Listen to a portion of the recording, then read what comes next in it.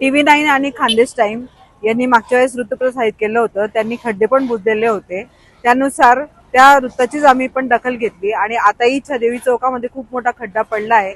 तर आकाशवाणीतले खड्डे आम्ही बुजवतोय आणि तोही खड्डा आम्ही आता बुजवणार आहोत.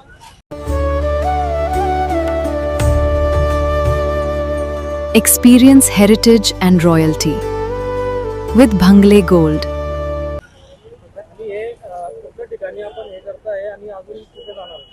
आकाशवाणीतले हे खड्डे आम्ही बुजवतोय स्वखर्चातून. मी आणि नितीन दादा आम्ही स्वखर्चातून हा खड्डा बुजवतोय.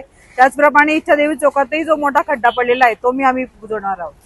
आपण या संदर्भात प्रशासनाकडे पाठपुरावा केला होता, काही नेत्यांकडे आपण काही भेट मांडली होती, तरी सुद्धा त्यावर काही कारवाई झाली नाही. त्यानंतर आपण हा निर्णय घेतलेला आहे. काय सांगणार? आमचे आदरणीय मंत्री गिरीश भाऊ महाजन, आमचे कर्तव्यदक्ष आमदार राजमाव भोळे, तसेच आपले पालकमंत्री गुलाबराव पाटील साहेब यांच्याकडे पण आम्ही या संदर्भात तक्रार केली होती. त्यांनी संबंधित अधिकाऱ्यांना इंटिमेशन दिलं, पण त्यांनी कुठलीही कारवाई केली नसल्यामुळे, कुठलीही हालचाल आम्हाला दाखवली नसल्यामुळे आम्ही स्वखर्चाने आज हे खड्डे बुजवण्याचं काम करत आहोत.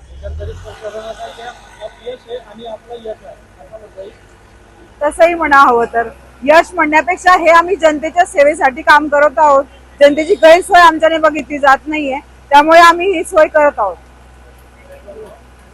वैशाली अमित पाटील, प्रभाग क्रमांक 13. आकाशवाणी चौकातलं जे गड्डा बुजवायचं काम आहे ते तर आपल्याला सर्व श्रुत आहे.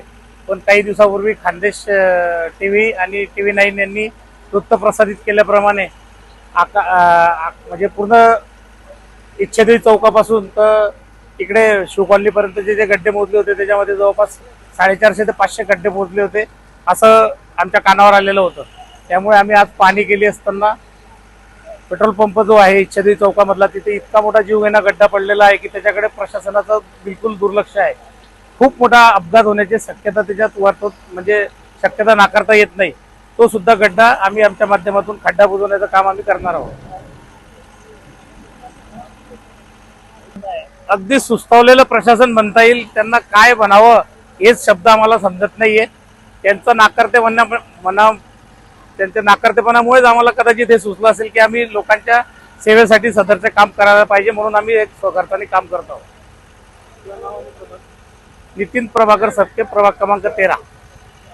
राष्ट्रवादी काँग्रेस पक्ष शरदचंद्र पवार वेळोवेळी रस्त्यांचे विषय घेऊन आणि खास करून या चौकातल्या रस्त्यांचे विषय घेऊन आंदोलन करत आलेले आहे.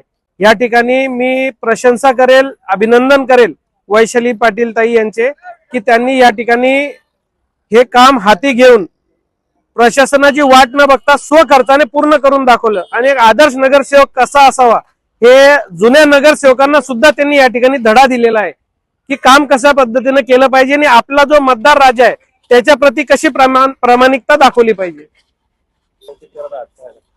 चांगल्या कामाचं नेहमीच कौतुक होतं. त्याचा पक्ष कोणताही असो त्याचा काही फरक पडत नाही. या ठिकाणी चांगलं काम ताईंनी केलंय, त्यांचं नेहमीच प्रशंसा करू आणि नेहमीच त्यांनी जिथं जिथं चांगलं काम केलं त्यांच्या पाठीशी आम्ही उभे राहू. पण दुःख या गोष्टीचं आहे की प्रशासनाने ताईंनी अल्टिमेटम देऊन सुद्धा हे काम केलं नाही.